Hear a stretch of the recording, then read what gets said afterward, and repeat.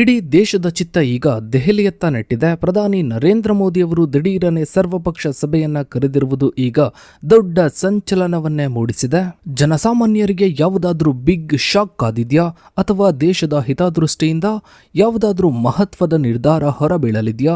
ಈ ಸಭೆಯಲ್ಲಿ ನಡೆದ ಚರ್ಚೆಗಳೇನು, ವಿರೋಧ ಪಕ್ಷಗಳ ನಿಲುವೇನು, ಇದರ ಬಗ್ಗೆನೇ ಒಂದು ವಿಶೇಷ ವರದಿ ಇದೆ, ಬನ್ನಿ ನೋಡ್ತಾ ಹೋಗೋಣ. ಸ್ನೇಹಿತರೆ, 2026 ಮಾರ್ಚ್ ತಿಂಗಳು ಭಾರತದ ಇತಿಹಾಸದಲ್ಲಿ ಒಂದು ನಿರ್ಣಾಯಕ ಘಟ್ಟವಾಗಿ ದಾಖಲಾಗ್ತಾ ಇದೆ. ಮಿಡಲ್ ಈಸ್ಟ್ನ ಸಂಘರ್ಷ ಮತ್ತು ಅದರ ಪರಿಣಾಮವಾಗಿ ಜಾಗತಿಕ ಇಂಧನ ಮಾರುಕಟ್ಟೆಯಲ್ಲಿ ಉಂಟಾದ ಅಸ್ಥಿರತೆಯು ಭಾರತದ ಜನಸಾಮಾನ್ಯರಲ್ಲಿ ಬಿಗ್ ಶಾಕ್ ಅಥವಾ ದೊಡ್ಡ ಆಘಾತದ ಭೀತಿಯನ್ನೇ ಮೂಡಿಸಿದೆ. ಸ್ನೇಹಿತರೆ, ಫೆಬ್ರವರಿ 28ರಂದು ಅಮೆರಿಕ ಮತ್ತು ಇಸ್ರೇಲ್ ಜಂಟಿಯಾಗಿ ಇರಾನ್ ಮೇಲೆ ದಾಳಿಯನ್ನ ನಡೆಸಿದ್ದು ಈ ಬಿಕ್ಕಟ್ಟಿನ ಆರಂಭಿಕ ಕೇಂದ್ರ ಬಿಂದುವಾಯಿತು. ಈ ದಾಳಿಯಲ್ಲಿ ಇರಾನ್ನ 86 ವರ್ಷದ ಸುಪ್ರೀಂ ಲೀಡರ್ ಖಮೇನಿ ಎಲಿಮಿನೇಟ್ ಆಗ್ತಾರೆ. ಇದು ಇಡೀ ಮಿಡಲ್ ಈಸ್ಟ್ ನಲ್ಲಿ ಅಸ್ಥಿರತೆಯನ್ನ ಸೃಷ್ಟಿಸಿತು. ಇದಕ್ಕೆ ಪ್ರತಿಯಾಗಿ ಇರಾನ್ ಮಿಡಲ್ ಈಸ್ಟ್ ನ ವಿವಿಧ ರಾಷ್ಟ್ರಗಳಲ್ಲಿನ ಅಮೆರಿಕ ಮತ್ತು ಇಸ್ರೇಲ್ ಮಿತ್ರ ರಾಷ್ಟ್ರಗಳ ಮೇಲೆ ದಾಳಿಯನ್ನ ನಡೆಸಿತು. ಇದು ವಿಶ್ವದ ಅತ್ಯಂತ ಪ್ರಮುಖ ಸಮುದ್ರ ವ್ಯಾಪಾರ ಮಾರ್ಗಗಳಲ್ಲಿ ಒಂದಾದ ಹರ್ಮೋಜ್ ಜಲಸಂಧಿಯ ದಿಗ್ಬಂಧನಕ್ಕೆ ಕಾರಣವಾಯಿತು. ಜಾಗತಿಕ ತೈಲ ಮತ್ತು ಎಲ್ಪಿಜಿ ವ್ಯಾಪಾರದ ಸುಮಾರು 20% ಪಾಲು ಈ ಕಿರಿದಾದ ಜಲಮಾರ್ಗದ ಮೂಲಕವೇ ಸಾಗುತ್ತೆ. ಈ ಮಾರ್ಗವು ಸ್ಥಗಿತಗೊಂಡಾಗ ಅಥವಾ ಅಸ್ತವ್ಯಸ್ತಗೊಂಡಾಗ ಜಾಗತಿಕ ಇಂಧನದ ಬೆಲೆಗಳು ಗಗನಕ್ಕೇರುತ್ತವೆ. 2026 ಮಾರ್ಚ್ ತಿಂಗಳ ಹೊತ್ತಿಗೆ ಬ್ರೆಂಟ್ ಕಚ್ಚಾ ತೈಲದ ಬೆಲೆಯು ಪ್ರತಿ ಬ್ಯಾರೆಲ್ಗೆ $100 ಮೀರಿತ್ತು ಮತ್ತು ಇದು ಹೀಗೆ ಮುಂದುವರೆದರೆ ಜಾಗತಿಕ ಆರ್ಥಿಕ ಹಿಂಜರಿತ ಸಂಭವಿಸಬಹುದು ಎಂದು ಆರ್ಥಿಕ ತಜ್ಞರು ಎಚ್ಚರಿಸಿದರು. ಭಾರತವು ತನ್ನ ಕಚ್ಚಾ ತೈಲ ಅಗತ್ಯದ 85% ಹೆಚ್ಚಿನದನ್ನ ಆಮದು ಮಾಡಿಕೊಳ್ಳುವ ರಾಷ್ಟ್ರವಾಗಿರುವುದರಿಂದ ಈ ಸಂಘರ್ಷದ ನೇರ ಹೊಡೆತವು ದೇಶದ ಆರ್ಥಿಕತೆಯ ಮೇಲೆ ಬೀಳಲಿದೆ ಎಂಬುದು ಸ್ಪಷ್ಟವಾಗಿದೆ. ಈ ಹಿನ್ನೆಲೆಯಲ್ಲಿ ಜನಸಾಮಾನ್ಯರಿಗೆ ಬಿಗ್ ಶಾಕ್ ಎಂಬ ಆತಂಕ ದೇಶದಾದ್ಯಂತ ಹರಡಿತು. ಸ್ನೇಹಿತರೆ, ಈ ಬಿಕ್ಕಟ್ಟು ತೀವ್ರಗೊಂಡಂತೆ ದೆಹಲಿಯು ರಾಜತಾಂತ್ರಿಕ ಮತ್ತು ರಾಜಕೀಯ ಚಟುವಟಿಕೆಗಳ ಕೇಂದ್ರ ಬಿಂದುವಾಯಿತು. ಮಾರ್ಚ್ 23 ಮತ್ತು 24ರಂದು ಪ್ರಧಾನಿ ನರೇಂದ್ರ ಮೋದಿಯವರು ಸಂಸತ್ತಿನ ಉಭಯ ಸದನಗಳನ್ನು ಉದ್ದೇಶಿಸಿ ಮಾತನಾಡಿದರು.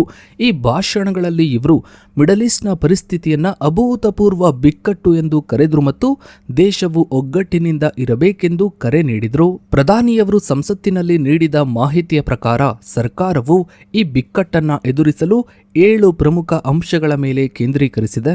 ಮೊದಲನೇದು ಗಲ್ಫ್ ರಾಷ್ಟ್ರಗಳಲ್ಲಿರುವ ಸುಮಾರು 1 ಕೋಟಿಗೂ ಅಧಿಕ ಭಾರತೀಯರ ಸುರಕ್ಷತೆ ಮತ್ತು ಸ್ಥಳಾಂತರ.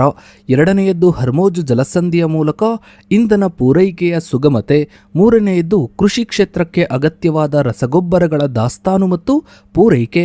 ನಾಲ್ಕನೆಯದು ದೇಶೀಯವಾಗಿ ಎಲ್ಪಿಜಿ ಉತ್ಪಾದನೆ ಹೆಚ್ಚಳ ಮತ್ತು ಮನೆಗಳಿಗೆ ಮೊದಲ ಆದ್ಯತೆ. ಐದನೆಯದ್ದು ಅಂತಾರಾಷ್ಟ್ರೀಯ ರಾಜತಾಂತ್ರಿಕ ಮಾತುಕತೆಗಳ ಮೂಲಕ ಉದ್ವಿಗ್ನತೆಯ ಶಮನ. ಆರನೆಯದ್ದು ಆಯಕಟ್ಟಿನ ತೈಲ ಮೀಸಲು ಬಳಕೆಯ ಸಿದ್ಧತೆ.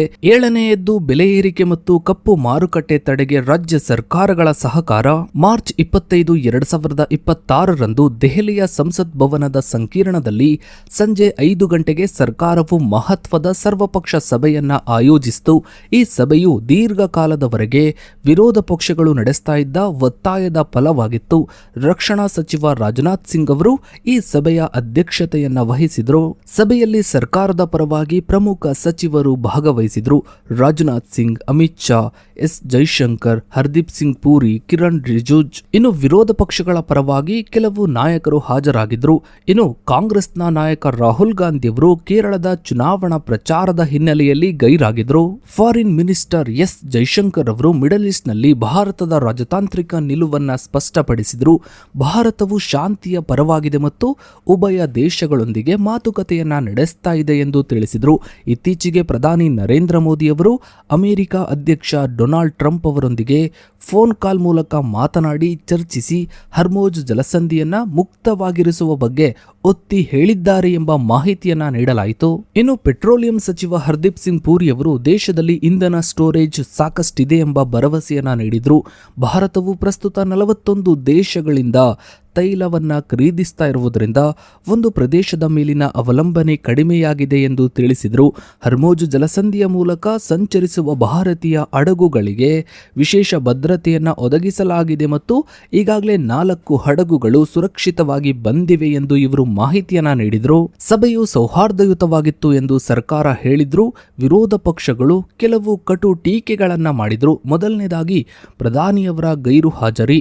ಇಂತಹ ನಿರ್ಣಾಯಕ ಸಭೆಗೆ ಪ್ರಧಾನಿ ನರೇಂದ್ರ ಮೋದಿ ಅವರು ಬರಬೇಕಿತ್ತು, ಆದರೆ ಅವರು ಬಾರದಿದ್ದದ್ದು ದುರಾದೃಷ್ಟಕರ ಎಂದು ಕಾಂಗ್ರೆಸ್ ನಾಯಕರು ದೂರಿದ್ರು. ಎರಡನೆಯದಾಗಿ ಸಂಸತ್ತಿನಲ್ಲಿ ಚರ್ಚೆಯ ಕೊರತೆ. ಮುಚ್ಚಿದ ಬಾಗಿಲಿನ ಸಭೆ ನಡೆಸುವ ಬದಲು ಸಂಸತ್ತಿನಲ್ಲಿ ವಿವರವಾದ ಚರ್ಚೆ ನಡೆಸಬೇಕು ಎಂದು ಮಲ್ಲಿಕಾರ್ಜುನ್ ಖರ್ಗೆ ಆಗ್ರಹಿಸಿದ್ರು. ಮೂರನೆಯದ್ದು ಇರಾನ್ ಮೇಲಿನ ದಾಳಿಗೆ ಮೌನ. ಅಮೆರಿಕ ಮತ್ತು ಇಸ್ರೇಲ್ನ ಏಕಪಕ್ಷೀಯ ದಾಳಿಯನ್ನು ಭಾರತ ಸರ್ಕಾರ ಖಂಡಿಸಿರುವುದು ಭಾರತದ ರಾಜತಾಂತ್ರಿಕ ದೌರ್ಬಲ್ಯ ಎಂದು ಕೆಲವು ನಾಯಕರು ಅಭಿಪ್ರಾಯಪಟ್ಟರು. ನಾಲ್ಕನೆಯದು ಪಾಕಿಸ್ತಾನದ ಮಧ್ಯಸ್ಥಿಕೆ. ಇರಾನ್ ಮತ್ತು ಅಮೆರಿಕ ನಡುವೆ ಪಾಕಿಸ್ತಾನವು ಮಧ್ಯಸ್ಥಿಕೆ ವಹಿಸಿರುವುದು ಭಾರತದ ಅಂತಾರಾಷ್ಟ್ರೀಯ ಪ್ರಭಾವಕ್ಕೆ ಧಕ್ಕೆ ತಂದಿದೆ ಎಂಬ ಆತಂಕ ವ್ಯಕ್ತವಾಯಿತು. ಈ ಎಲ್ಲಾ ಟೀಕೆಗಳ ನಡುವೆಯೂ ರಾಷ್ಟ್ರೀಯ ಹಿತಾಸಕ್ತಿಯ ವಿಷಯದಲ್ಲಿ ಸರ್ಕಾರದೊಂದಿಗೆ ನಿಲ್ಲುವುದಾಗಿ ವಿರೋಧ ಪಕ್ಷಗಳು ಅಂತಿಮವಾಗಿ ಒಪ್ಪಿಕೊಂಡವು. ಇನ್ನು ಸ್ನೇಹಿತರೆ, ಬಹಳ ಮುಖ್ಯವಾಗಿ ದೇಶದ ಜನಸಾಮಾನ್ಯರಿಗೆ ಬಿಗ್ ಶಾಕ್ ಎಂಬ ಮಾತು 2026ರ ಮಾರ್ಚ್ ಕೊನೆಯ ವಾರದಲ್ಲಿ ದೇಶದಾದ್ಯಂತ ಪ್ರತಿಧ್ವನಿಸಿತು. ಇದು ಕೇವಲ ಒಂದು ವಿಷಯಕ್ಕೆ ಸೀಮಿತವಾಗಿರದೆ ಹಲವು ಆಯಾಮಗಳನ್ನು ಹೊಂದಿತ್ತು. ಮಿಡಲ್ ಈಸ್ಟ್ನ ಈ ಒಂದು ಸಂಘರ್ಷದಿಂದಾಗಿ ಪೆಟ್ರೋಲ್ ಮತ್ತು ಡೀಸೆಲ್ ಬೆಲೆಗಳು ಗಗನಕ್ಕೇರಲಿವೆ ಎಂಬ ಭಯದಿಂದ ಜನರು ಪೆಟ್ರೋಲ್ ಬಂಕ್ಗಳ ಮುಂದೆ ಸಾಲು ನಿಲ್ಲಲು ಮುಂದಾದ್ರು.